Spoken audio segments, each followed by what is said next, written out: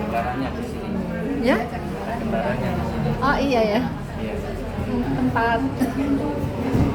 Makanya dihidupkan kan. Dibersihkan aja, Iya. jadi dipakai.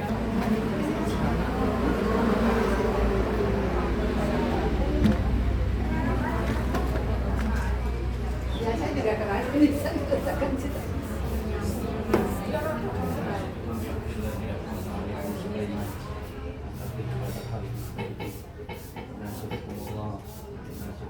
Saya udah berat nih kakinya.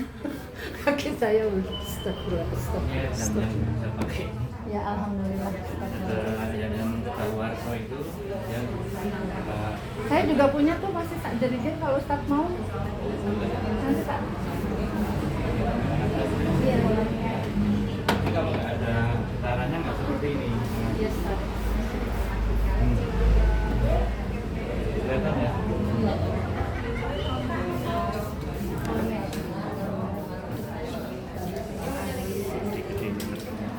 Assalamualaikum warahmatullahi wabarakatuh. Waalaikumsalam warahmatullahi wabarakatuh. Alhamdulillahillazi arsala rasulahu bil huda wa dinil haq liyudhhirahu 'ala dini kulli wa kafa billahi shahida. Asyhadu an la ilaha illallah wa asyhadu anna Muhammadan abduhu wa rasuluh. Rabbi sholli sadri wa yassirli amri wa hlul 'uqdatam min lisani yafqahu qawli. Ibu-ibu dan bapak-bapak jamaah rumah makan gratis yang saya hormati dan saya banggakan, puja dan puji syukur selalu kita panjatkan kehadirat Allah Subhanahu wa Ta'ala yang telah melimpahkan kepada kita beribu-ribu macam nikmat, terutama nikmat sempat dan nikmat sehat serta nikmatnya sehingga kita pada pagi hari ini dapat berada di tempat yang berbahagia ini. Salam salawat kita sampaikan kepada junjungan kita Nabi Muhammad SAW yang selalu kita nanti-nantikan syafaatnya di yaumil kiamah nanti. Bapak-bapak dan ibu-ibu jamaah kajian makan gratis yang saya hormati dan saya banggakan. Alhamdulillah kita pada pagi hari ini bisa berada di tempat yang berbahagia ini. Dan juga saya mengucapkan terima kasih atas kehadiran ibu-ibu semua. Semoga langkah kaki ibu kemari mendapat ridho dari Allah Subhanahu wa Ta'ala dan kita pula membawa hikmah yang baik dari pertemuan di pagi hari ini. Untuk memulai kajian ini, mari kita buka bersama-sama dengan membaca doa pembuka. Bismillahirrahmanirrahim. Raditu billahi rabba wa bil islami dina wa bi muhammadin nabiyya wa rasulah. Rabbi zidni ilma warzuqni fahman. Amin. Ibu-ibu, kita beberapa hari lagi siap menghadapi bulan Ramadan. Ibu-ibu dan bapak-bapak senang nggak akan hadirnya bulan Ramadan ini? Alhamdulillahirrahmanirrahim. Semoga kita semua diberi kesehatan dalam menjalankan ibadah puasa dan semoga puasa kita diterima serta kita bisa menemui hari kemenangan. Ibu-ibu nih, karena saya lihat di sini masih pada banyak kan wanita dan jelita ya Bu. Saya ini mungkin kasih sebelum kita mulai kajian, saya memberi tip-tip untuk berpuasa bagi lansia ya Bu. Sebentar mungkin sebelum diisi oleh Pak Ustadz Ahmad Wibowo Ahmad, saya beri terbalik Wibowo. Saya beri tip-tip dulu ya untuk menjalankan, semoga bisa menjadi masukan untuk kita. Ini dikutip dari Departemen Ilmu Penyakit Dalam Fakultas Kedokteran Universitas Indonesia dan Dr. Latifah Sarti. Secara umum untuk yang berusia lanjut dan juga untuk semua kalangan, mudah-mudahan ada manfaatnya untuk kita semua. Ini untuk yang lansia ya, juga mungkin yang menjelang lansia ya Bu. Lolita itu lolos 50 tahun, kalau jelita jelang 50 tahun. Ada lagi Bu, namanya ya Bu. Lanjut usia namun masih bergaya. Maksudnya kita bergaya bukan bergaya apa ya Bu? Kita semangat untuk meraih pahala. Ini ya Bu. Yang pertama, saat sahur usahakan untuk membatasi asupan teh dan kopi. Pasalnya dua asupan tersebut membuat metabolisme berjalan cepat sehingga cepat mendatangkan rasa haus meskipun tak terdehidrasi. Jadi Bu kurangilah. Tapi ada yang Bu yang sahur cuma minum kopi sama minum teh kok ya Bu. Karena sudah terbiasa. Sebenarnya itu membuat metabolisme berjalan cepat, jadi cepat merasa haus meski nggak kurang terhidrasi. Itu jadi kalau bisa dikurangi. Kedua, sangat dianjurkan untuk mengkonsumsi makanan yang lambat dicerna dan memiliki serat tinggi. Contohnya gandum, padi-padian, kacang-kacangan, biji-bijian, nasi merah. Mungkin kita udah tiap gitu ya Bu, sahur makan seperti itu.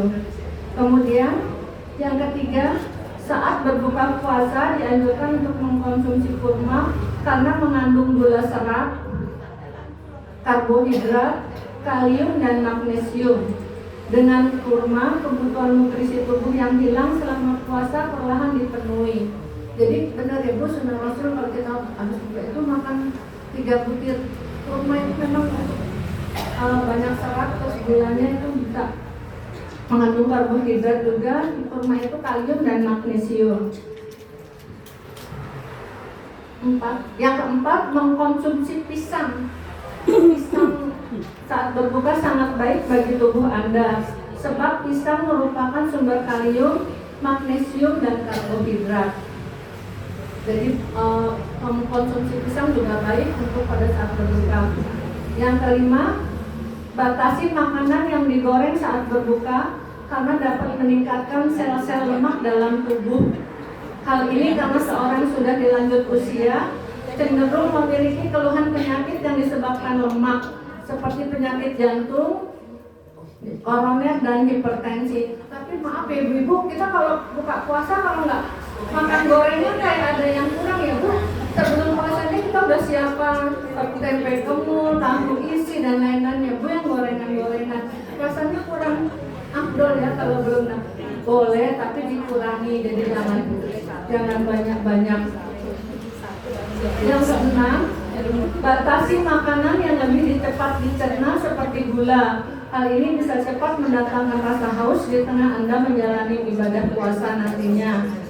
Yang ketujuh, konsumsi air atau jus buah di antara berbuka puasa dan sebelum tidur. Hal ini bertujuan untuk menyediakan kebutuhan cairan dalam tubuh untuk Anda lancar beraktivitas esok harinya.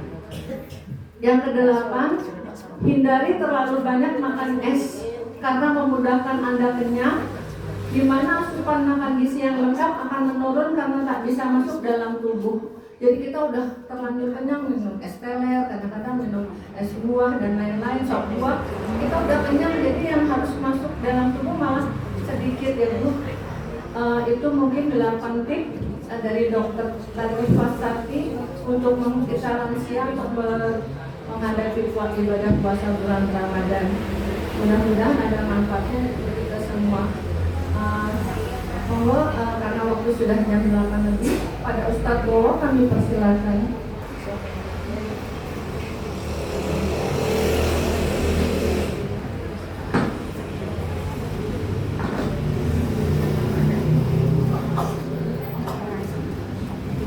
Assalamualaikum warahmatullahi wabarakatuh.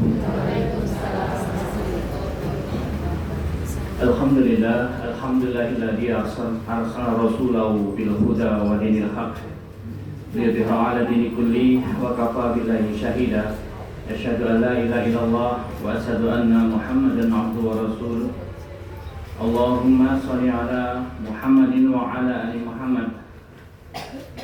Qala Allah Ta'ala fi kitabil karim, a'udzu billahi minasy syaithanir rajim. وَلَنَبْلُوَنَّكُمْ بِشَيْءٍ مِنَ الْخَوْفِ وَالْجُوعِ وَنَقْصٍ مِنَ الْأَمْوَالِ وَأَنْفُسِ وَالثَّمَرَاتِ وَبَشِّرِ الصَّابِرِينَ الَّذِينَ إِذَا أَصَابَتْهُمْ مُصِيبَةٌ قَالُوا إِنَّا لِلَّهِ وَإِنَّا إِلَيْهِ رَاجِعُونَ أُولَئِكَ عَلَيْهِمْ صَلَوَاتٌ مِّن رَّبِّهِمْ وَرَحْمَةٌ وَأُولَئِكَ هُمُ الْمُهْتَدُونَ Rabbi shrah li sadri wa yassir li amri wahlul 'uqdatam min lisani yafqahu qawli. Amma ba'du. Yang saya hormati Bapak Ibu jamaah pengajian rumah makan gratis. Nah, sobat itu sama makan bergizi gratis. Alhamdulillah wa syukurillah, kita bersyukur kepada Allah SWT pada kesempatan pagi yang berbahagia ini. Allah mempertemukan kita di majelis yang mulia ini. Alhamdulillah, kita ulang kesyukuran kita kepada Allah SWT, karena ketika kita menghitung-hitung nikmat Allah SWT, sungguh teramat sangat banyak. Dan mungkin kita lebih lebih kurang bersyukur, karena kadang nikmat itu akan terasa nikmat ketika nikmat itu hilang dari diri kita. Salawat salam kita sanjungkan pada baginda kita Nabi Agung Muhammad SAW. Salawat juga mudah-mudahan senantiasa tercurah terlimpah kepada keluarga beliau, para sahabat-sahabat beliau, para tabi'in, dan mudah-mudahan kita semuanya di sini dan anak-anak turun kita beristiqomah untuk beriktibar, menghidup-hidupkan sunnahnya, dan insya Allah mudah-mudahan kita kelak layak untuk mendapatkan syafaatnya. Amin ya rabbal alamin. Ibu-ibu yang bapaknya ada dua, silakan saya. Ibu-ibu, bapak-bapak yang dirahmati Allah, berbahagia pagi ini saya diundang ke sini gitu. Mudah-mudahan bukan karena urusan barang yang tidak nampak di sekitar kita, namun ada satu yang hari ini bisa kita diskusikan. Dan mohon maaf, meskipun sudah mendekati Ramadan, saya tidak mengambil tema tentang Ramadan. Jadi kalau saya ini lebih ke kajian yang sifatnya tematik, kajian yang sifatnya tematik sesuai dengan latar belakang saya sebagai seorang praktisi, ya, praktisi ruqyah yang terkait dengan itu semuanya. Ibu-ibu yang berbahagia, Bapak, adakah hari ini di antara ibu-ibu yang tidak mempunyai rasa sedih? Ada nggak yang hari ini tidak? Ada nggak yang hari ini sedang bersedih? Ada nggak? Tidak ya, bahagia semua ya. Alhamdulillah. Alhamdulillah. Itu ciri-ciri, salah satu ciri-cirinya ketika kita sering bersilaturahmi, kita sering berkumpul dalam majelis ilmu, kan sudah dinyanyikan tombo ati ono limo perkara nih, kan. Salah satunya itu berkumpul dengan orang soleh itu bisa menumbuhkan ketenangan hati. Ya, ini alhamdulillah di sini berkumpul orang-orang soleh dan solehah. Amin. Kemudian apakah di antara yang hadir di sini hari ini ada yang, kalau tadi kan sedih gitu ya, ada nggak yang hari ini mungkin mengalami kecemasan? Ya, ada rasa khawatir, rasa takut, rasa was-was, rasa-rasa tertentu yang itu kadang membuat tidak nyaman perasaan. Jujur, ayo, jujur. Ada, Pak, pasti ada. Tak sedih kan nggak ya tadi ya? Nah, kalau rasa-rasa tadi, kekhawatiran terhadap yang akan datang, ada pun terlintas? Takut mati misalnya, mati kok pergi, kan? siap apa burung gitu kan.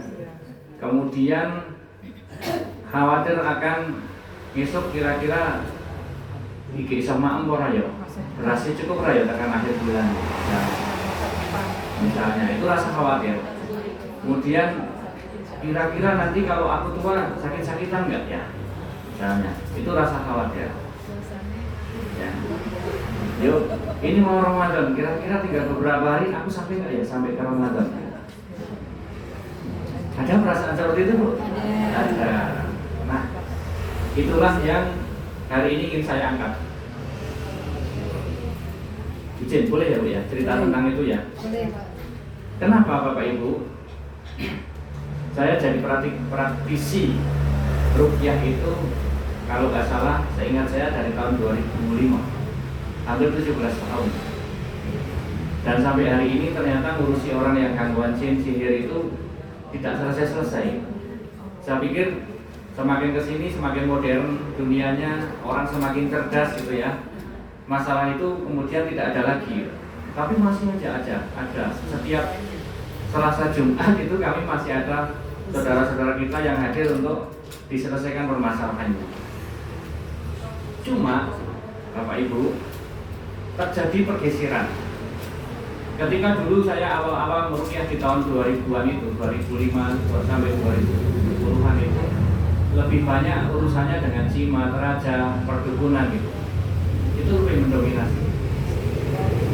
Kemudian di akhir-akhir ini, di tahun-tahun ini, 1-2 tahun terakhir ini bergeser. Saya lebih banyak menjumpai orang-orang yang mengalami gangguan jin sihir itu lebih dipicu oleh faktor psikologis. Jadi menarik. Bahkan 1 bulan terakhir orang yang datang itu dengan diagnosa misalnya, mohon maaf, depresi psikomatik. Jadi sekarang ini banyak orang mengalami penyakit yang namanya psikomatik. Psikomatik itu sakit yang bukan disebabkan oleh bakteri virus, tetapi oleh pikiran, psikologi tadi, rasa takut, rasa khawatir, rasa sedih gitu. Ini menarik, ini satu fenomena. Okay. Dan ini banyak. Bahkan kemarin mohon maaf ada salah satunya itu anak SMA kelas 2, masih SMA. Ini saya kasih prolog dulu ya, gejalanya ya. Jadi orang tuanya itu mendorong anaknya itu saya ruqyah. Kenapa? Sekolahnya di satu SMA ya, SMA-nya di Wonosobo. Dia naik bis itu ngeblank, tahu-tahu sampai ke Jajar. Jadi dia nggak sadar naik bis itu harusnya turun di SMA Muhammadiyah dan gitu. Dia tuh sampai tahu-tahu tersadar itu sudah sampai di atas pasar Kejajar itu, di kebun-kebun kentang itu. Bercot dia itu juga bawa HP, sehingga bisa telepon orang tuanya, kemudian oleh orang tuanya itu kemudian dijemput. Nah, ketika ketemu dengan saya pertama kali, saya coba eksplorasi, saya coba observasi. Ya, biasanya saya akan menanyakan bagaimana hubungan dia dengan bapak ibu, kemudian dengan teman-temannya, kemudian ketika dia di sekolah, kemudian di SMP dan seterusnya. Jadi keluhan yang lain selain itu adalah susah sekali tidur. Kalau malam itu susah sekali tidur, bahkan tidak bisa tidur. Ibu-ibu di sini ada nggak yang kalau malam susah banget tidur? Kadang. Nah, kalau psikomatik Ibu biasanya itu nanti disertai dengan gejala-gejala yang lain. Misal sariawan yang tidak pernah sembuh-sembuh, kemudian sering mengalami hipertensi, tekanan darah tinggi, kemudian sering sekali mengalami sakit lambung, asam lambung, GERD, ya. Kemudian tenggoknya misalnya sering merasa berat, sakit, tapi dengan periksa nggak sembuh-sembuh. Antasid sudah sampai 10-20 botol, tapi juga asam lambungnya terus-terusan aja. Vitamin C, mineral C dan semua jenis vitamin dengan konsumsi tapi sariawannya nggak sembuh-sembuh. Nah ini gejala psikomatik. Nah, psiko itu psikologi, matik itu tubuh gitu ya.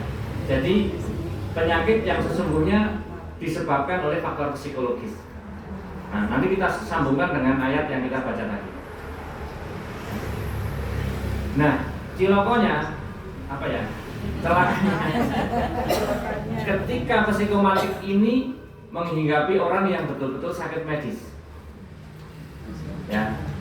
Jadi memang beliau ini misalnya ibu, saudara atau panjenengan sendiri sesungguhnya mengalami sakit medis, kemudian ditambahi masalah psikomatik ini, penyakit yang tumbuh dari rasa takut, khawatir itu memperparah kondisi. Ya. Jadi orang kok jadi nggak sembuh-sembuh gitu loh. Nah ini menarik saya kupas karena saya berpikir bahwa ketika kita diberikan karunia sehat oleh Allah SWT dalam beribadah itu kita enak, ibu, dan bapak ibu, ya kan, sholat, ya, jadi nyaman, tenang, nggak mengeluh, gitu kan. Tapi kalau badan kita sakit, untuk berdiri aja susah, ya, atau gemeteran, ya, semuanya tidak nikmat. Ya. Maka dan mohon maaf, materi ini jarang sekali dikupas oleh para ustadz, ya kan? Biasanya ya masalah fikih, masalah ibadah, tauhid. Nah saya mencoba hadir di sini untuk melihat dari sudut pandang yang berbeda. Itu Bapak Ibu. Nah, saya dihubungi Bu Ruby itu agak mendadak. Tapi kenapa saya memilih judul yang disajikan itu? Saya tuh menemukan satu buku yang terbentak di atas meja bapak saya. Judulnya Rahasia Sehat dan Bugar di Balik Sholat. Rahasia Sehat dan Bugar di Balik Sholat, menggali mukjizat medis psikologis dalam rangkaian gerakan sholat. Ini yang nulis orang Hilmi Al-Quli, ini orang Mesir yang nulis buku ini. Dan dia menjelaskan juga dengan hasil-hasil penelitian ilmiah. Oke. Ini prolognya.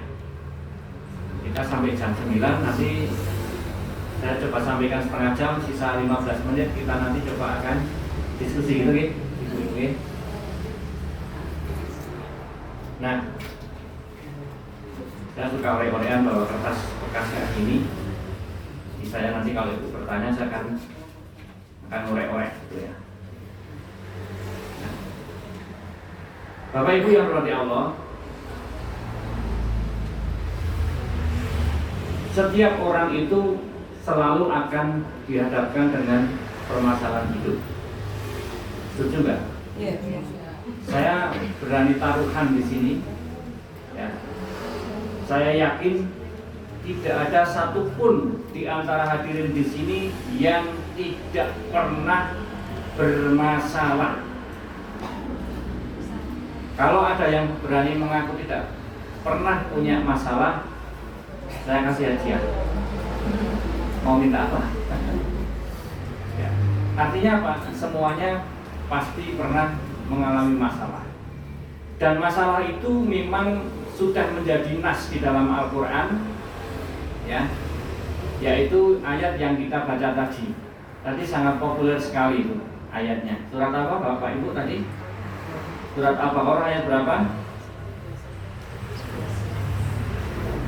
Ayatnya 155.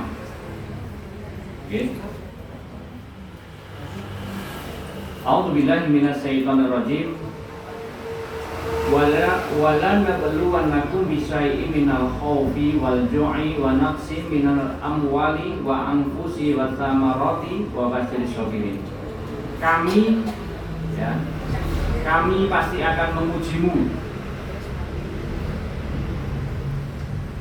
dengan sedikit ketakutan dan kelaparan dan kekurangan harta, jiwa dan buah-buahan. Nah, ini menarik kalau kita perdalam ayat ini. Ya. Kami pasti di situ ada kata-kata pasti. Jadi pasti itu ya pasti. Ini tidak kira-kira. Tapi pasti kita pasti akan diuji oleh Allah dengan rasa takut tadi, khauf. Gitu. Khauf. Nah, ternyata permasalahan manusia itu kalau dikelompokkan itu terjadi dari 5 dimensi, Bu Ibu. Ya. Permasalahan manusia itu kalau kita kelompok-kelompokkan itu menjadi setidaknya 5 dimensi. 1, dimensi waktu. 2, dimensi spiritual. 3, dimensi psikologis. 4, dimensi sosial. Yang kelima, dimensi biologis. Kita tidak akan bahas semuanya, ya. Saya hanya akan bahas 1 di antara 5 dimensi tadi. Ya, saya ulang: dimensi waktu, dimensi spiritual, dimensi psikologis, dimensi sosial, dan dimensi biologis. Oke. Nah, itu. Sekarang kita akan membahas yang nomor 1 saja dulu. Ya. Panjenengan ada yang mengamalkan Al-Maksurat, yang pernah membaca Al-Maksurat? Di sana ada doa, Allahumma inni a'udzubika minal hammi wal hazan, wa a'udzubika minal ajzi wal kasal, wa a'udzubika min jubni wal bukhl, wa a'udzubika min ghalabati daini wa qahri rijal. Pernah ya Bu ya? Hafal ya? Ya, itu ada yang menyebutkan doa anti utang gitu kan. Yang utangnya banyak suruh baca doa ini katanya. Ya. Di situ. Allahumma inni, ya Allah, a'udzubika minal hammi wal hazan. Aku berlindung kepadamu dari kegelisahan dan kesedihan. Saya panggal di sini dulu. Ya. Allahumma inni a'udzubika minal hammi wal hazan. Ya. Hammi itu kegelisahan. Hazan itu kesedihan. Nah, gitu kan? Nah, dimensi waktu. Kalau kita bicara kegelisahan, tadi saya sampaikan, saya tanya tadi kan ke ibu-ibu, ada nggak yang pernah gelisah, risau, khawatir? Ternyata banyak ini. Dan berdasarkan hasil penelitian, memang antara orang sedih dengan orang yang galau resah itu lebih banyak orang yang sedih apa yang galau? Lebih banyak yang galau. Ya. Itu. Nah, kita mulai dari satu-satu dulu. Ya.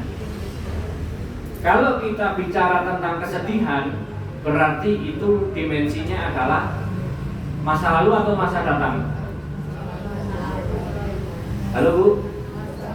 Masa lalu. Ketika kita sedih, itu adalah dimensinya sesuatu yang sudah terlewatkan. Contoh, ketika kita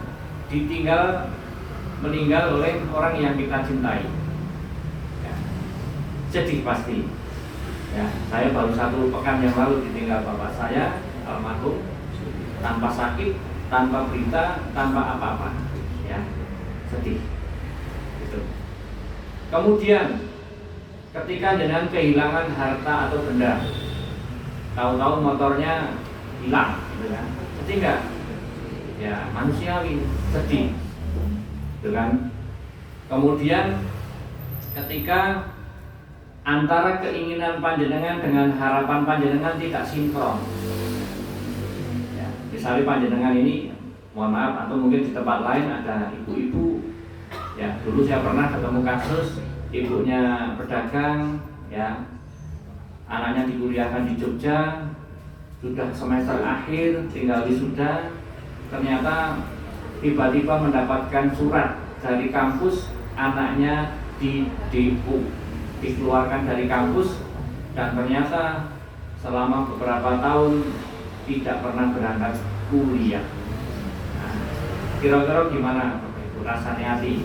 udah mati-matian, ngeragati, nyekolah ke, biayai, tinggal ibaratnya nek telur itu tinggal mak teletek gitu. Lah kok malah anaknya di DO, akhirnya gagal, cuwone nggak karu-karuan, sedih, betul ya? Ya. Sama tadi kalau di dalam ayat 158 tadi ada kekurangan harta, kekurangan jiwa, itu pasti akan menimbulkan kesedihan, betul nggak? Ya. Kemudian di situ ada buah-buahan. Nah, buah di sini bisa dimaknai, bisa juga buah yang sesungguhnya, tapi bisa juga buah itu adalah bisnis yang tidak menghasilkan, artinya rugi dalam bisnis. Nah, itu juga kalau pengusaha, orang bisnis, masya Allah, tutulan, dino-dino, gitu kan, ditumboni, isu tekan sore, dagangannya siji wae ora payu.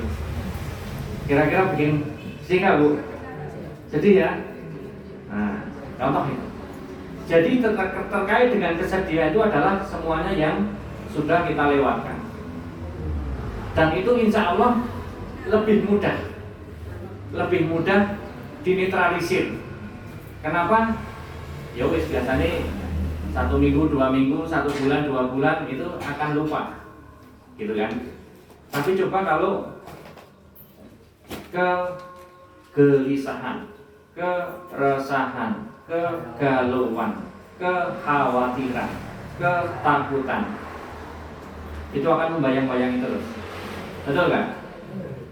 Besok kira-kira yang di anak wadon, kira-kira besok ndang payu ora ya bisa.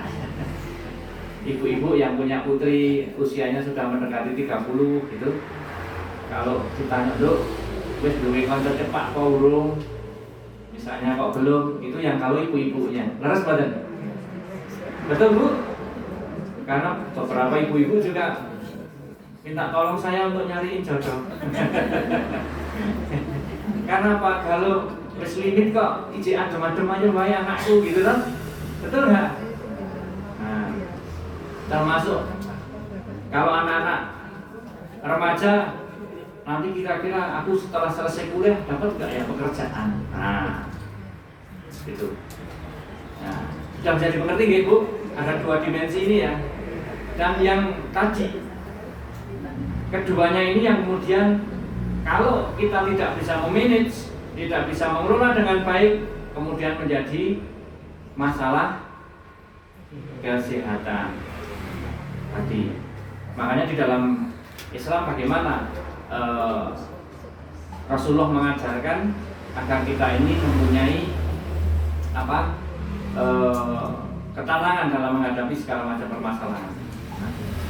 Jadi di dalam doa ini, Allahumma inni a'udzubika minal hammi wal hazan wa a'udzubika minal ajzi wal kasal wa a'udzubika minal jubni wal bukhal wa a'udzubika min ghalabati daini wa qahri rijal. Ini diriwayatkan oleh Bukhari, ya, hadis riwayat Bukhari. Ini makanya diajarkan untuk dibaca setiap pagi dan petang dalam Al-Ma'surah. Oke. Untuk apa? Biar kita terhindar dari kegelisahan, kita terhindar dari kesedihan, kemudian rasa malas, kemudian sifat medit, pelit, bengkotek. Nah, ya. Kemudian rasa takut, lilitan utang, dan tekanan orang. Itu ya Bu. Nah,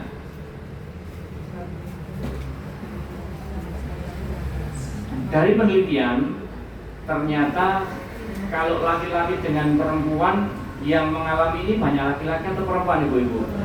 Perempuan. Oke, sepakat. Kenapa? Ibu-ibu ini banyak menggunakan perasaan, banyak baper. Nek bapak-bapak biasanya cuek, alah beruk, gitu kan? Kalau ibu-ibu dipikir, dipenggali, ya, berantes, tahu berantes kayak itu ya?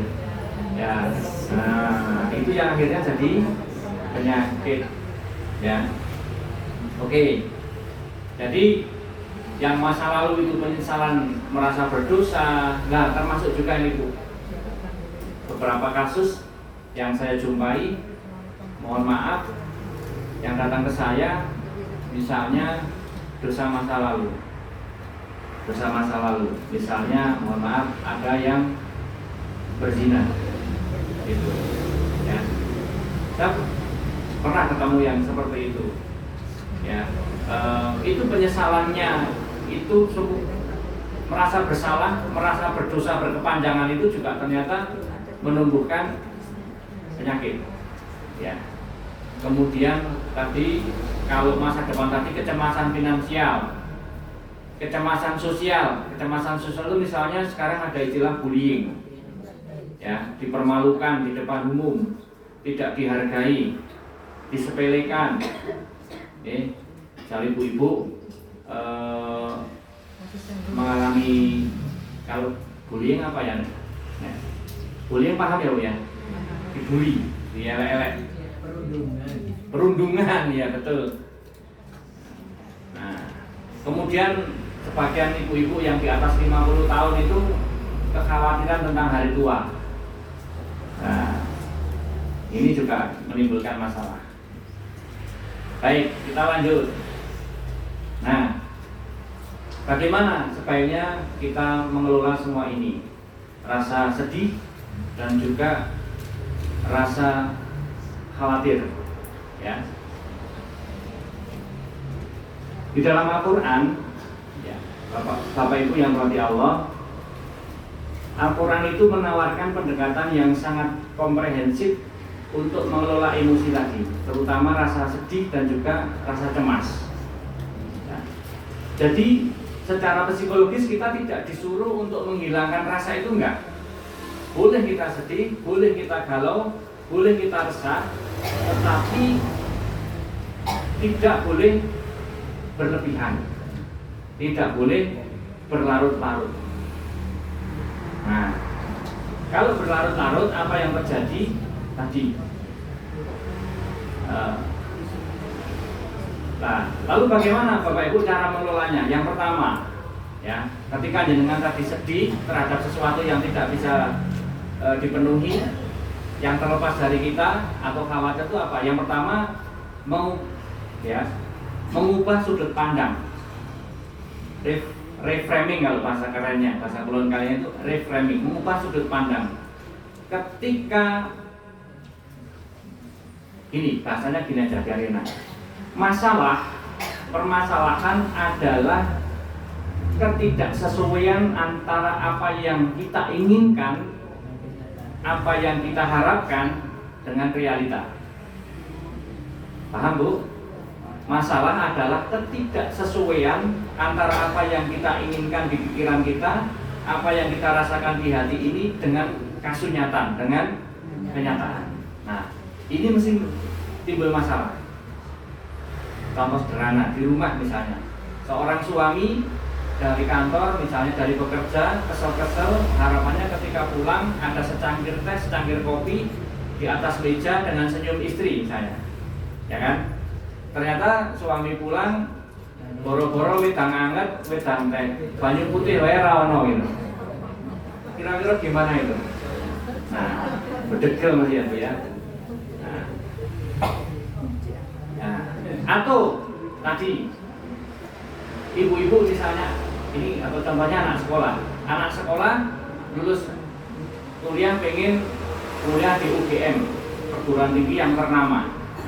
Setelah mendaftar ke sana ternyata tidak diterima. Nah, ini gelo mesti, tidak sesuai antara keinginan dengan harapan. Nah, maka apa yang harus kita lakukan? Yang pertama tadi mengubah sudut pandang, ya. Ini dalam surat Al-Baqarah ayat 216. Surat Al-Baqarah ayat 216. Bunyinya bagaimana?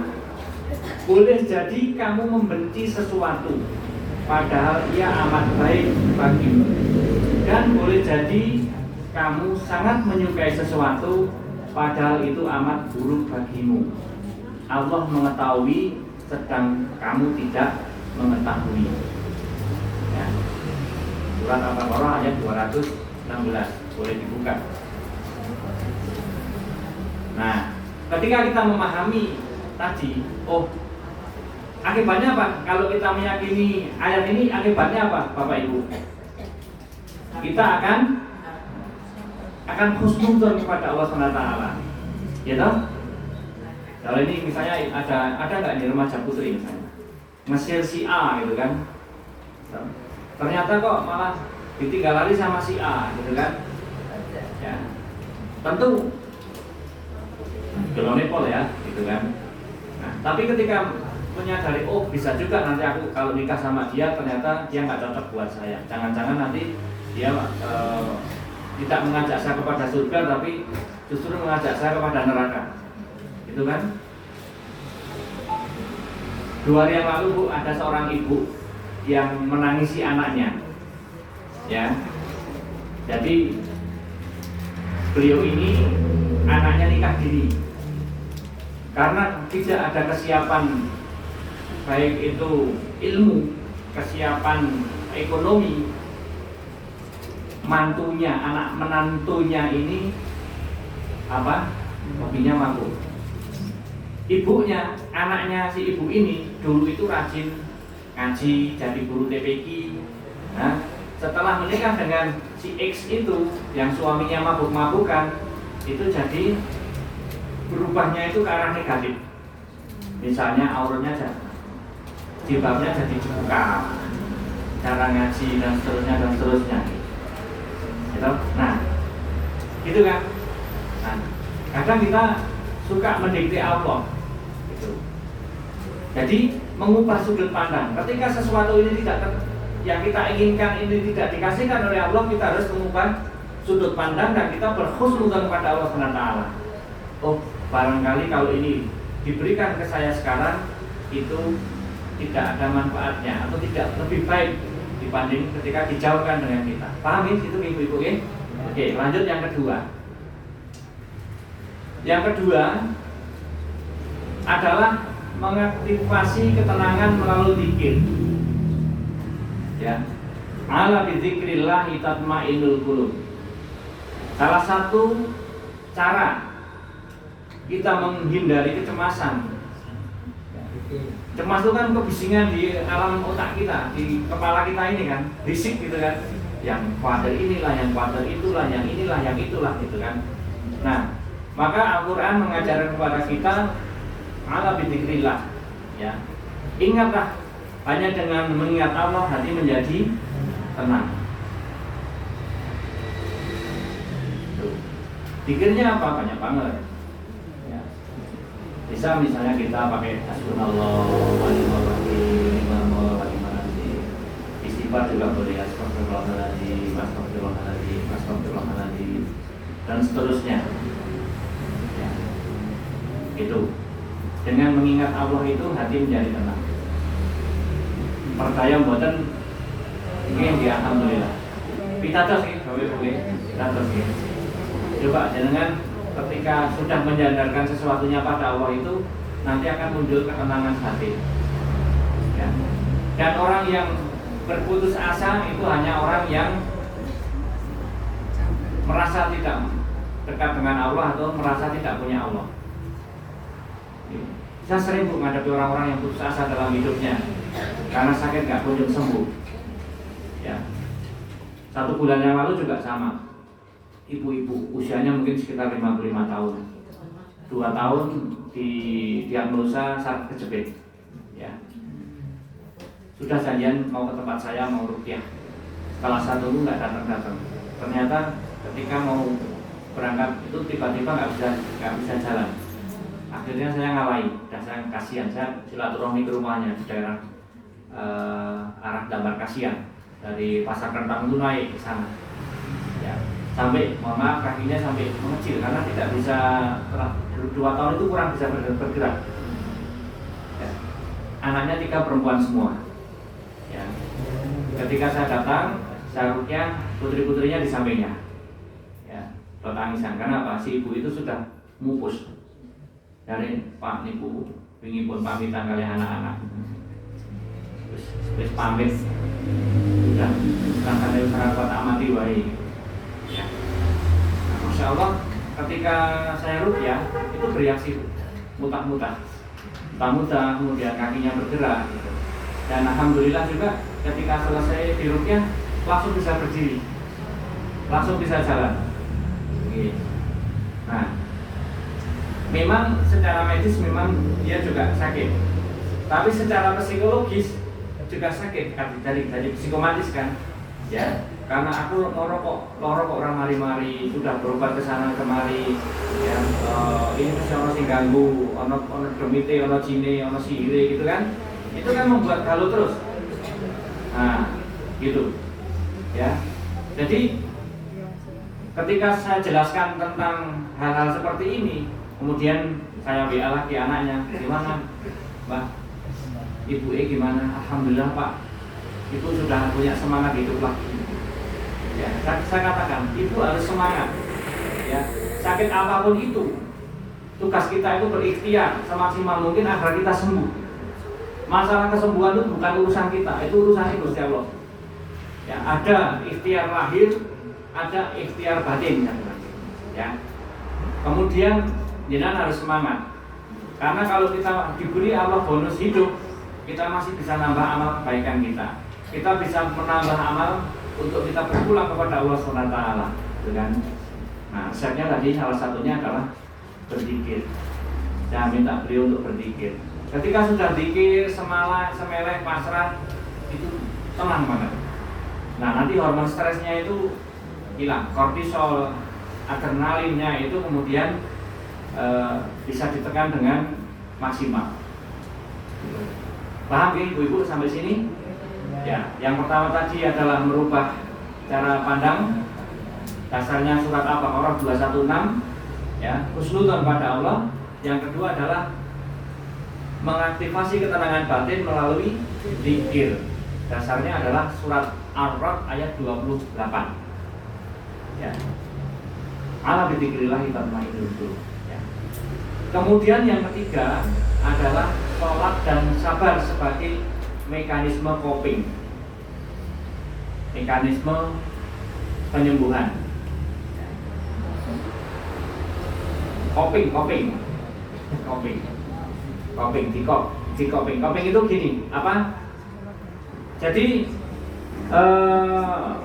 kalau kita bicara gelombang otak manusia itu ada beberapa, gamma, beta, alpha, theta gitu ya. Nah, ketika seseorang itu berpikir keras, stres, itu gelombang gamma yang dominan. Jadi otak itu dipaksa untuk memikir terus gitu loh. Bayang ya kira-kira ya. Otak ini berpikir terus. Maka juga salah satu akibatnya itu juga susah tidur. Karena pikirannya kerja terus. Awalnya itu kesel, pengen istirahat, tapi pikirannya jalan terus. Ini yang bahaya, ya. Nah, ternyata berdasarkan penelitian medis, ya, ketika seorang itu melakukan sholat, itu bisa menjadi momen mindfulness. Mindfulness itu kayak relaksasi loh, ya. Jadi dari gamma itu gelombang otak yang paling kerja keras ke alfa itu ketika kita rileks melihat pemandangan, kita sholat di pinggir laut, melihat ombak di pantai, itu santai. Nah, alfa. Nah, ketika seorang sholat itu Allahu Akbar itu kan turun itu, pikirannya mengendap, permasalahan-permasalahan itu kemudian lerem dulu, gitu kan? Gimana? Ya kan paketan kurang itu dulu lihat kuncinya nih kono, kayak mau jalan kamu ini loh. Nah itu kan muncul kan? Ya, itu.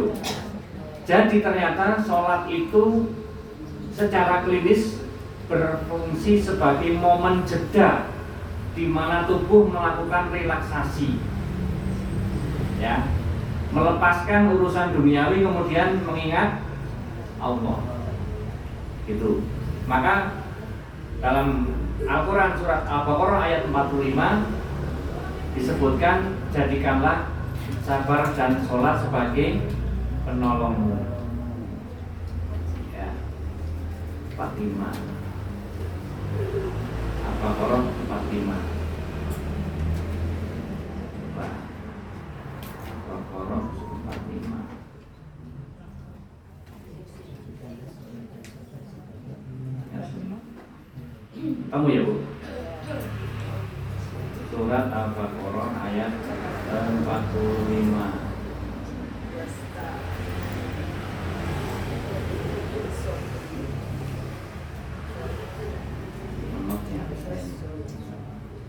Intinya jadikanlah sabar dan sholat sebagai penolong. Nah, ternyata Al-Quran sudah menjelaskan bagaimana kita memanage perasaan galau, resah, gelisah, takut, sedih itu. Ya. Kemudian yang keempat, wah kurang seperempat jam ini. Yang keempat kita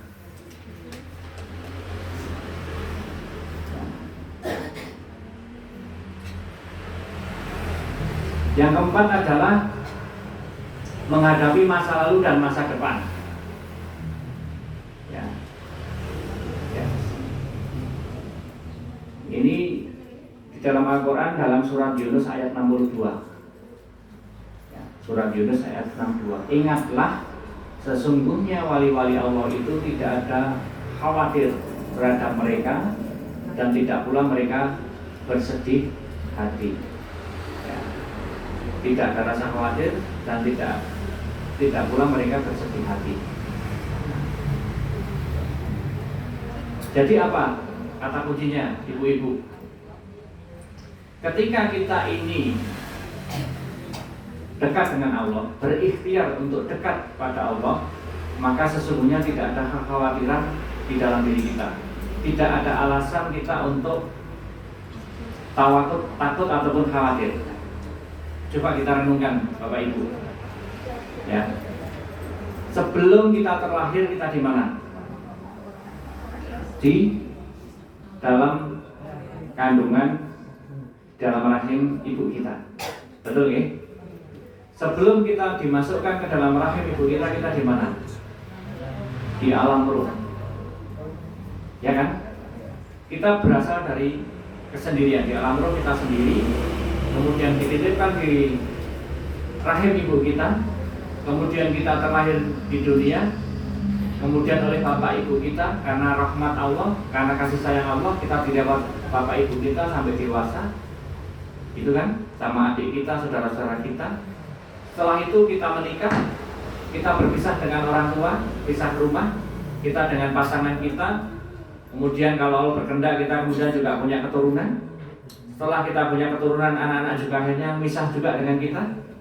Ada yang berpendidikan keluar kota, nikah balik ke rumah, dinikahi orang, dibawa anak orang, gitu kan. Akhirnya harus berdua lagi, betul? Setelah berdua lagi, salah satu di antara kita masih akan duluan dipanggil Allah. Entah suaminya, entah istrinya, betul? Nah, setelah itu kita akan sendiri lagi. Dari kesendirian kita akan kembali kepada kesendirian. Semuanya tidak ada yang selalu abadi membersamai kita.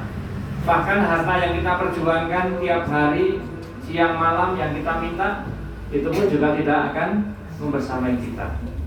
Artinya apa? Disitulah sesungguhnya puncak kesadaran kita sebagai manusia. Kita harus dekat dengan Allah. Ya. Kita harus berusaha meraih cintanya Allah agar dalam kesendiriannya kita itu nanti sesungguhnya kita akan kembali kepada Allah. Kan? Innalillahi wa inna ilaihi raji'un, kan? Kita itu sesungguhnya dari Allah dan kelak akan kembali kepada Allah. Nah, urusan dunia ini memang kadang membuat kita ini lalai. Dalam arti kita lebih banyak meminta urusan dunia daripada urusan akhirat kita. Ini betul. Ketika kita beribadah, itu pun kadang masih lebih banyak transaksional. Misalnya, nyoba sholat duha, serkep, men ganjaran ini men, akeh, ben rezeki ini gampang. Itu boleh banget, gitu. Boleh banget, transaksional seperti boleh. Memang Rasulullah juga ngajar kamu kalau pengen ini gini, atau tak pengen sedekah subuh biar nanti didoain malaikat gini-gini. Itu boleh juga. Tapi kalau kita sebagai manusia, kalau kita rasakan ya Bu ya, kalau jenengan misalnya punya anak gitu ya, yang satu ini lebih suka minta, tapi yang satu ini tidak meminta tapi lebih banyak berterima kasih gitu. Kira-kira jenengan lebih enteng memberikan yang suka tuntut minta atau yang suka berterima kasih? Nah, itu kan. Dia melakukan segala sesuatunya itu karena cinta, karena penghambaan, karena tadi tidak punya embel apapun, kan? Tidak transaksional. Nah, itu yang juga merupakan salah satu penyebab kita itu sering kecewa, sering sedih, gelau. Nah, misalnya yang saya ya, kita kondangan, ngamplopi, kita masih punya embel-embel nyok ngamplopi sebenarnya soalnya digawe men oleh semeni supaya arisan. Ada lo yang punya pikiran kayak gitu lo, punya saya lo ya. Di sini nggak ada yang kayak gitu, itu di sana. Nah, akibatnya apa? Ya, hitung-hitungan. Ada yang sampai didaftari Pak Suto, ngemben 100.000, Bunoyo, ini ngemben 20.000, ini Pak Bulana, amplopnya kosong. Nah, sampai ada kayak gitu. Nah, ketika kita berharap, ketika kita memberi, kita berharap untuk mendapatkan kembali yang lebih banyak, siap-siaplah kecewa, siap-siaplah untuk gelau. Ya, yang tak tilik wong lorong pun aku lorong dan ditiliki. Aku tak takziah sebenarnya keluarga aku mati, men aku ditakziahi. Maka ketika jenengan nanti seperti itu dan ternyata yang jenengan arep-arep untuk tilik jenengan atau takziah jenengan tidak datang, jenengan akan kecewa, keikhlasannya runtuh, jadi nggak ikhlas lagi. Benar saudara? Nah, itulah ibu-ibu. Jadi kembali lagi ke laptop, ya, kita harus menghadapi masa lalu dan masa lalu itu yang sudah lewat tadi, juga masa depan. Dengan apa? Ya, kita harus memperbaiki hubungan kita dengan Sang Pencipta. Dan kita matikan diri hati kita ini berharap kecuali hanya kepada Allah. Berharap hanya pada Allah saja. Bisa dipahami Bu, di sini nih Bu. Ketika jenengan terbebas dari perasaan berharap kepada selain Allah, maka insya Allah panjenengan tidak akan mudah gelau, tidak akan mudah kecewa. Jadi apapun yang kita lakukan, pastikan lillah, karena Allah. Oke. Ini sing angel Bu, Bapak Ibu. Susah ya kayaknya ya. Ya, untuk ikhlas, untuk close itu susah. Tapi kalau jenengan bisa melakukan ini, sesungguhnya panjenengan semua bisa dikatakan manusia yang merdeka. Artinya merdeka apa? Ketika jenengan melakukan amal kebaikan, tidak dilihat orang, tidak di alam, tidak di pangalam bono, tidak di apa ya? Di alam itu apa ya? Dipuji-puji, orang masalah. Ya. Ketika jenengan melakukan suatu kebaikan, jenengan difitnah, dielek-elek lah, kayak lu ben dianggap wong dermawan, oh kayak lu ben ngene-ngene, ora urusanku juga karo kowe. Urusanku sama Allah. Gitu. Maka di saat ramai ataupun di saat sunyi, jenengan tetap akan istiqomah untuk berbuat kebaikan. Karena apa? Jenengan bertransaksi pada Allah. Inna sholati wa nusuki wa mahyaya wa mamati lillahi rabbil alamin. Dan sesungguhnya ya Allah, ibadah kula, amal kebaikan kula, urip mati kula niki namung kagem panjenengan. Nah, mari kita menjadi orang yang merdeka. Baik Bu, terakhir menyadari bahwa setiap ada kesulitan, ya, menyadari bahwa kesulitan adalah paket dengan kemudahan. Allah itu ngasih kesulitan itu satu paket dengan kemudahan. Ini kita bisa temukan dalam surat Al-Insyirah ayat 5 dan 6. Inna ma'al usri yusra wa inna ma'al usri yusra. Sesungguhnya bersama kesulitan itu ada kemudahan. Dibadani lagi, sesungguhnya bersama kesulitan itu ada sesudah kesulitan itu ada kemudahan. Nah, artinya apa? Artinya dari beberapa ayat-ayat Quran ini itu memberikan satu semangat kepada kita, ya. Janji Allah itu tidak pernah meleset, ya tadi. Nah, ini setannya sudah datang. Ini ya yang dimaksud itu ya, yang kita sakit. Tapi asik suaranya masuk. Ini siapa ya? Kamu siapa? Ya Masya Allah, ya. Unasidukum bi ahdillahi akhadahu alaikum Sulaiman an takhruju wa tarhalu min baiti. Jika kamu benar jin, tolong jangan mengganggu, ya. Jangan mengganggu. Aku masih punya waktu 5 menit.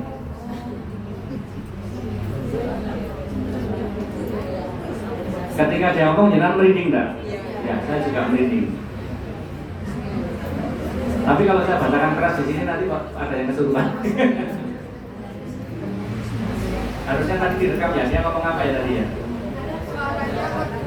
Hah? Oh. Suaranya perempuan ya tadi ya? Yang nyanyi itu. Hari ini dia nggak nyanyi ya mungkin ya. Oke lah, nanti saya transaksi sama dia. Baik, kita biar di komplain kita lebihkan jam 8 lebih sedikit, biar dia nanti komplain lagi.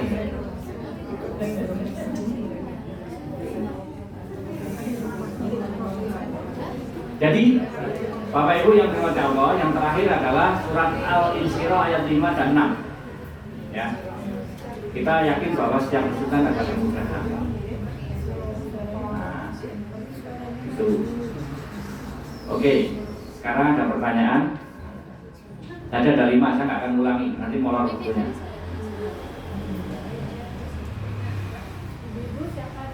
Ada yang mau tanya? Oh, insya Allah. Gimana? Itu dulu. Yang itu ngacung dulu kan ya? Yang nomor 2, gimana?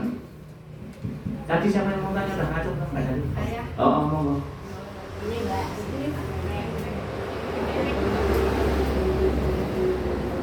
Aku ingin dengerin yang tadi berkomentar itu. Coba kamu ngomong lagi coba. Aku ingin denger. Yang komentar tadi itu. Silakan. Assalamualaikum warahmatullahi wabarakatuh. Waalaikumsalam. Perkenankanlah saya bertanya. Ini yang mungkin termasuk masuk ke dimensi psikologis ya Pak? Oke, dimensi psikologis ya. Apakah berdoa memohon panjang umur itu termasuk pengingkaran kita terhadap takdir Allah? Padahal kita tahu bahwa usia itu adalah ketetapan yang sudah Allah tetapkan. Tapi kita sebenarnya berdoa memohon untuk ya Allah panjangkanlah umur saya ya Allah, seperti itu Pak. Mungkin ibu-ibu juga pernah berdoa seperti itu nih. Itu saja yang saya tanyakan. Assalamualaikum warahmatullahi wabarakatuh. Assalamualaikum. Yang kedua Bu, mohon. Assalamualaikum warahmatullahi wabarakatuh. Tadi Ustaz sudah mengatakan ya, mengungkapkan bahwa itu pada terhadap itu kadang menyesali ya. Assalamualaikum warahmatullahi wabarakatuh. Waalaikumsalam.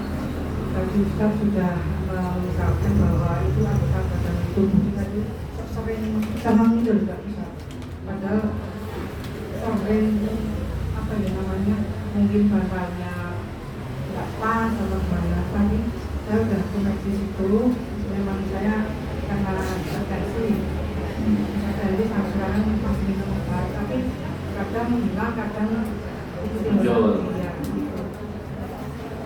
Dan samparan yang kanan itu kadang di kaki, ya, kaki yang kanan itu kadang naik tangga itu sudah kayak diseret gitu Pak. Sakit. Iya. Terima kasih. Ini pertanyaan apa yang tadi? Nah, ini solusinya bagaimana?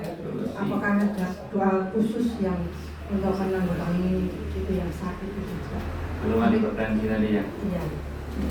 Dua-dua dulu ya, biar tidak lupa ya Bu. Ya, terima kasih. Assalamualaikum warahmatullahi wabarakatuh. Assalamualaikum.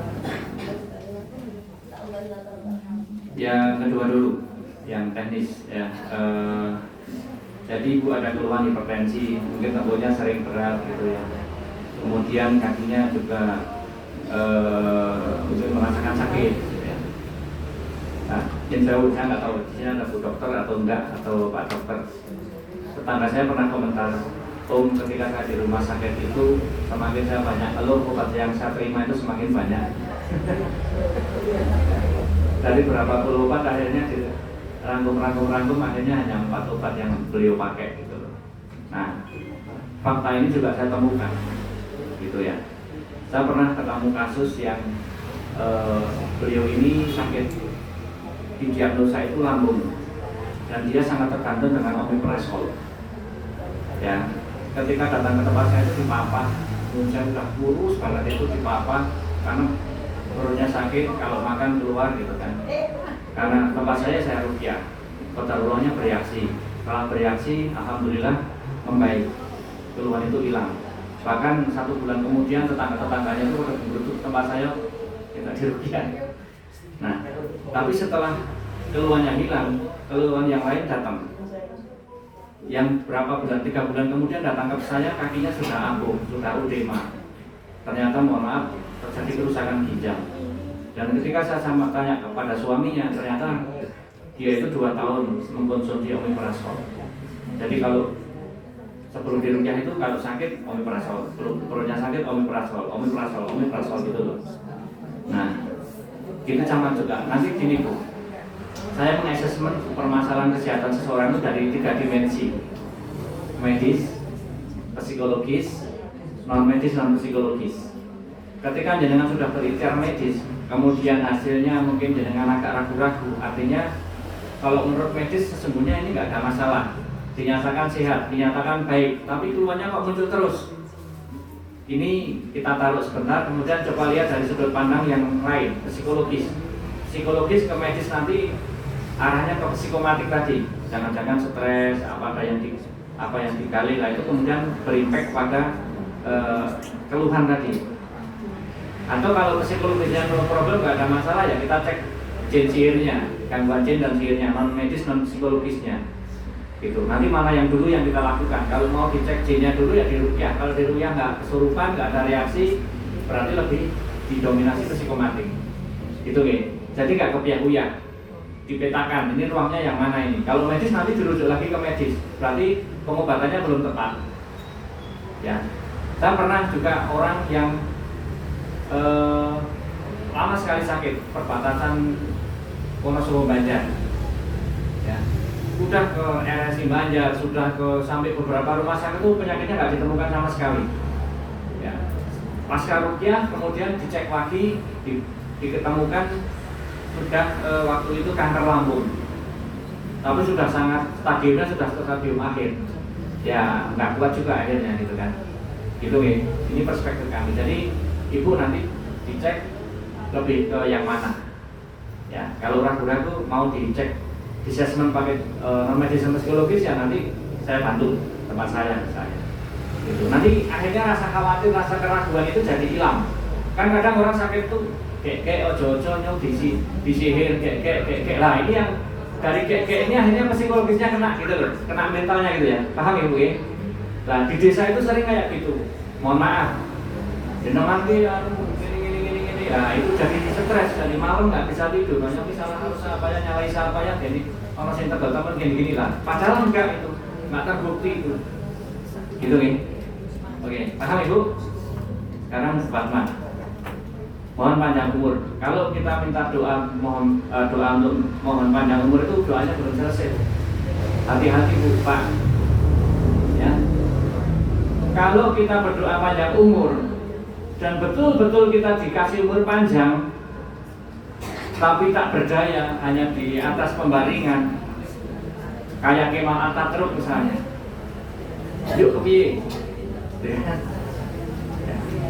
1 bulan yang lalu saya juga diundang ke satu desa di daerah Beji. media jurang di area itu ada seorang ibu, mohon maaf banget, udah buat 1 tahun bed rest. Ya, yang aktif itu hanya dadanya sama matanya doang tuh. Nyuwun sewu Bu. Ya, saya diminta untuk ya. Tapi riwayatnya si ibu ini riwayatnya semasa mudanya memang beliau ini dukun paranormal, jadi membuka praktek paranormal gitu ya. Insya Allah melas banget, cuma ini kedip-kedip makanya pakai sonde lewat hidung sudah 1 tahun.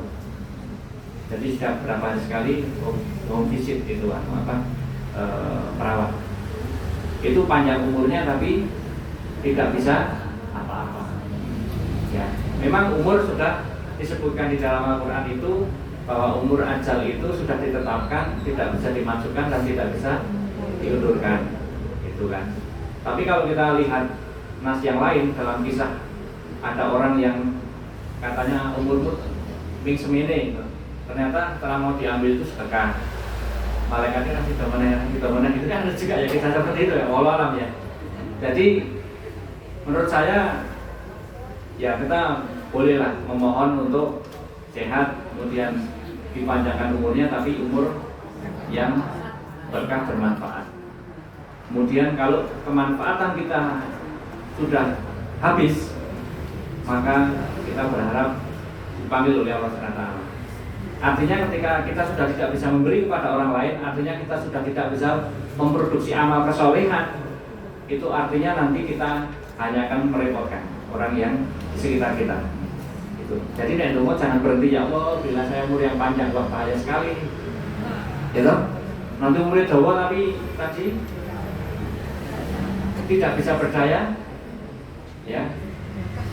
Itu kan merepotkan yang hidup. Saya yakin kita semua ingin nanti ketika meninggal husnul khotimah. Kemudian meninggalnya tidak usah pakai sakit, gitu kan? Nah, itu yang terjadi pada ayahanda saya Bu. Alhamdulillah ya, meninggalnya tersenyum tapi yang ditinggal yang sedih.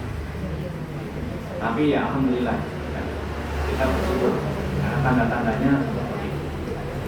Jadi naik jalur apa Mbak. Tapi jangan berhenti hanya ya Allah berilah saya umur yang panjang ya, gitu. Bahaya nanti kalau sudah umur panjang kok. Ini yang komentar saya tunggu mana ya. Kasih tak lihat jam 8 kurang 5 menit dia berkomentar tadi ya. Hah? Kurang 5 menit ya. Ya wis, nanti setelah panjangan pulang coba saya ini ajak untuk negosiasi. Biasanya Nyanyi ya. Mungkin karena suara saya bagus ya nggak perlu nyanyi lagi ya. Kata dia tadi kan.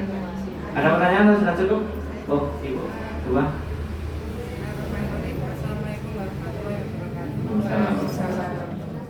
Terus di sini saya mau menanyakan, saya itu punya saudara stroke sudah sekitar 2 tahun, sudah berbuat ke mana-mana dan berbuat semua.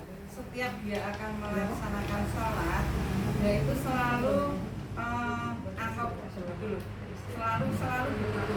Maka kemarin juga sudah dituntut dan setiap akan melaksanakan mesti dia itu angkop rasanya ngantuk. Apakah itu juga termasuk gangguan? Mohon solusinya. Kemarin juga ada wacana akan minta di pihak istrinya menyalahkan. Oke. Ya Bu. Oke, satu pertanyaan lagi. Monggo.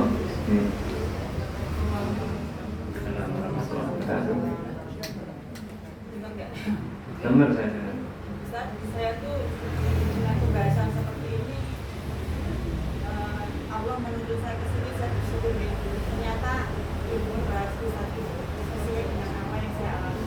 Saya juga mengalami penyakit seperti yang disebutkan tadi ya, asam lambung ya, Tampuk berat ya.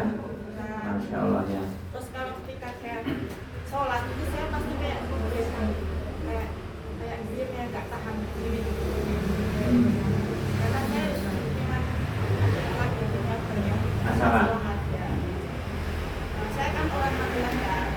Magelang. Masya Allah. Saya berhijrah ke sini, saya kepengen mencari suasana. Saya kepengen ibaratnya di sana saya masalah saya mungkin ini karena saya sering memikirkan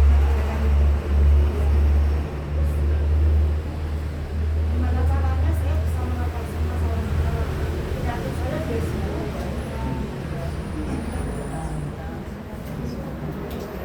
Terus bisa bersolusi gitu loh. Oke.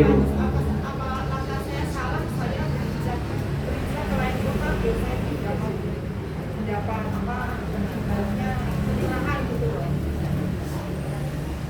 Oke, dua pertanyaan nih. Baik, saya jawab yang nomor 2 lagi. Jadi panjenengan mengalami apa yang saya ceritakan tadi ya. Jadi ada gejala psikomatik. Jadi karena pikiran yang berat, entah itu tekanan hutang, tekanan apapun itu ekonomi atau yang lain, macam-macam lah. Itu kemudian menimbulkan asam lambung dan sebagainya.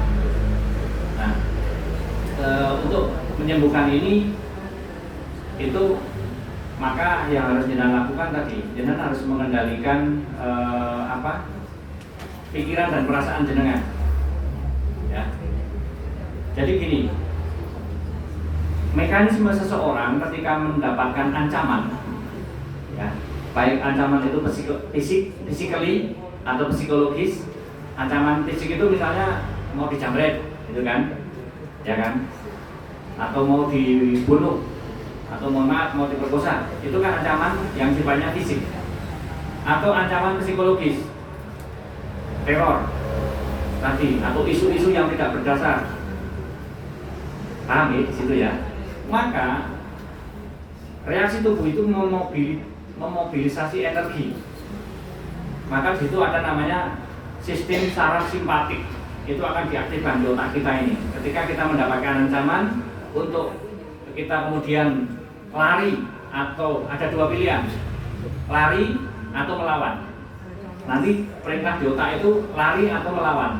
Nah, ketika ada ancaman, maka sistem saraf simpatik di otak kita itu diaktifkan.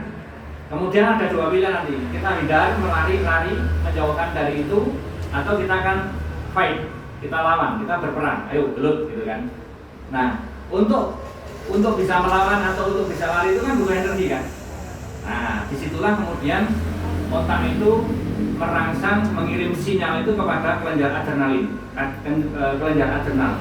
Di mana kelenjar adrenal ini kemudian akan mengeluarkan hormon kortisol dan hormon adrenalin. Nah, ini yang memicu stres, gitu kan? Nah, ketika kita stres dan itu berkesinambungan, maka disitulah dia mulai akan mengganggu sistem kardiovaskulernya atau jantungnya terganggu, denyut jantungnya jadi cepat, jeduk. Kenapa? Untuk pompa darah biar energinya tadi tuh bisa vektor atau bisa lari tadi loh, ya kan? Kemudian denyut jantungnya cepat, juga tensinya juga akan naik. Nah, kemudian sistem pencernaan juga bisa terganggu gitu kan. Maka kita harus tahu hukum kausalitasnya. Kalau begini akibatnya ini. Nah, salah satu tadi asam lambung naik, kemudian tensi naik turun, itu kan karena faktor pemicunya tadi.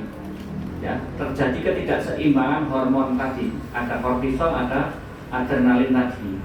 Nah, maka di situ bagaimana panjenengan merubah ancaman itu menjadi bukan sesuatu ancaman, berdamai dengan masalah.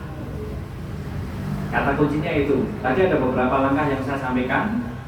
Jangan permasalahannya apa? Itu kita selesaikan satu persatu. Gitu ya. Jadi sempat pemikiran gini Bapak Ibu. Saya punya seminggu itu saya rukyah itu Selasa sama Jumat gitu. Itu biasanya rukyah gitu. Saya kepikiran dengan banyak permasalahan itu, apakah saya harus perlu tambah 1 hari lagi yang khusus untuk konsultasi permasalahan kayak gini gitu loh. Karena kayaknya ini juga dibutuhkan juga ternyata gitu kan. Gitu kan. Ibu boleh lah nanti catat nomor saya, minta sama yang punya. Nanti kita diskusikan lebih lanjut ya. Kita petakan dulu ini sumber masalahnya itu di mana gitu. Ya. Sumber masalahnya di mana? Nah, tadi Bagaimana tadi pertanyaan ibu tadi kan yang dari Magelang tadi, bagaimana biar sembuh? Kalau dengan ingin sembuh, kendalikan faktor utamanya tadi, stresnya tadi. Ya, biar nggak stres apa lah? Masalah yang menyebabkan stres itu yang harus dipikir satu-satu, harus dipetakan satu-satu dan kita selesaikan satu-satu. Ibaratnya dengan dahar bubur panas itu nggak bisa jangan duduk dari tengah, nggak bisa. Ininya melecet, jadi harus dari pinggir, di bibir, betul nggak? Teknik makan bubur yang panas itu tidak dimakan dari tengah, tapi harus dari pinggir, pelan-pelan nanti lama-lama buburnya habis. Sama, orang yang sudah terlanjur stres, sudah terlanjur banyak pikiran, overload, terus nggak bisa mikir bu. Karena otaknya selalu dalam posisi tadi, gamma tadi. Padahal untuk bisa mikir itu harus frekuensinya harus diturunkan ke alfa, yang santai, rileks gitu loh. Nah, ketika sudah rileks, nanti permasalahan itu kita list 1, 2. Oh, tak kira suara demi. Nah, paham ibu? Nanti dipetakan. Masalahnya ternyata hanya 5. Masalah yang pertama harus bagaimana menyelesaikan. Yang kedua harus bagaimana menyelesaikan. Ketika jalan butuh, Anda butuh orang ketiga yang untuk membantu memberikan solusi. Gitu. Oke. Kalau hijrah, no problem. Ketika kita ada masalah di satu tempat, bolehlah kita hijrah ke tempat lain. Rasulullah dulu juga ketika di Mekah, dikuyo-kuyo, ya difitnah, disakiti, diperintahkan hijrah ya pindah ke Madinah, kan? Sama ketika di sana banyak masalah ruwet, ya sudah hijrah dulu, menenangkan diri, ya, untuk kemudian menjadi lebih baik. Dan nanti kalau udah ready, pulang lagi juga nggak masalah. Itu yang pertanyaan pertama tadi kaitannya dengan saudaranya yang stroke 2 tahun. Nah, antok, menurut saya ini perlu di assessment bu. Artinya ada ketika seseorang gangguan jiwa itu ada ciri-cirinya. Ciri ketika dia terjaga, ciri ketika dia tertidur. Itu ada beberapa item. Nah, itu di assessment kita tanya, kita ajak dialog berapa persen. Nah, nanti ada gejalanya nggak? Kalau iya ya diruqyah. Kalau memang angopnya ini karena ngantuknya ini karena memang ada yang itu ganggu, itu hilang, insya Allah selesai. Tapi juga bisa juga angopnya ini karena faktor sistem peredaran darahnya yang tidak normal, ya, karena kurang gerak, bisa juga kan pemumpaan jantungnya kurang, darah ini tidak sampai ke kepala. Padahal salah satu fungsi darah itu adalah mengangkut oksigen. Maka ketika jenengan itu nanti puasa, jenengan kok bukone kokean itu mesti ngantuk. Kenapa? Karena darah itu semua turun ke perut untuk proses pencernaan, sehingga di kepala ini suplai darahnya kurang. Lah karena kurang oksigen maka dia nyedot dari luar gitu kan. Nah, gitu kan. Itu mekanisme normal di dalam tubuh. Lah untuk saudara panjenengan ini perlu dipastikan apakah faktor karena kekurangan suplai oksigen sehingga angop terus atau memang ada yang mengganggu. Jadi nggak bisa di-generalisir. Gitu nggih. Ya, paling aman ya assessment. Gitu. Oke ya, ini nanti. Mungkin disudahi dulu ya. Sudah dulu ya. Nomor ya. Nomor saya sebelah, nomornya dicatat. Tapi nanti saya kadang responnya lambat, mohon dimaklumi ya. Tapi insya Allah saya respon. 08 224 332 08 ulangi 08 224 332 0332 08 224 332 0332. Nah, alamatnya di Perumahan Asri Permen. Jangan wajib WA saya dulu, nanti khawatir nggak ketemu. Ya, wajib konfirmasi dulu kalau mau janjian sama saya. Baik ibu-ibu yang dirahmati Allah, jazakumullah khair. Pertemuan hari ini mudah-mudahan memberikan satu pemahaman yang lebih baik, ya, agar kita besok senantiasa bahagia, ya, senantiasa sehat, dan kita bisa memaksimalkan ibadah, bisa memaksimalkan hidup kita biar lebih produktif menghasilkan amal-amal kebaikan. Amin ya rabbal alamin. Saya kira dari saya itu aja. Kalau ada kebenaran itu dari Allah. Kalau ada kesalahan karena kebodohan saya, astagfirullahaladzim. Saya akhiri. Assalamualaikum warahmatullahi wabarakatuh. Masya Allah, tabarakallah. Hari ini kita banyak sekali mendapat ilmu dari Ustadz Wibowo. Semoga menambah ilmu untuk kita dan tercatat sebagai amal soleh beliau. Ibu-ibu, untuk bulan puasa kita, bulan puasa Ramadan kita masih ada kajian ya Bu, tanggal 22 dan tanggal 1 Maret. Jadi kita masih ada 2 kali lagi. Insya Allah tanggal 22 Ustadz Haris dan nanti tanggal 1 belum. Jadi ibu-ibu masih bisa datang ke kajian pagi ini. Dan kami mau mengucapkan terima kasih kepada donatur STEP pada hari ini. Dan juga sebagai pembawa acara, saya mohon maaf bila ada kata-kata saya kurang berkenan. Ibu-ibu mau kita bersalam-salaman dulu ya menjelang puasa, kita mohon maaf batin, sama mungkin kita dengan teman tidak sengaja apa kita saling mohon maaf. Kita tutup dulu kajian pada pagi hari ini dengan membaca wal asri dan doa kifaratul majelis bersama-sama. Bismillahirrahmanirrahim. Wal asri